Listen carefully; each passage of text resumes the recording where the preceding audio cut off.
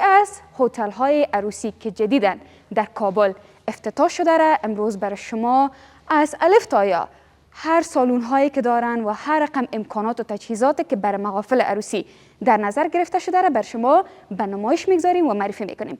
پس پیشنهاد میکنم بخصوص به اویده از فامیل هایی که یک محفل در پیش روی دارن حتما برنامه ما را تا آخر بیننده باشین.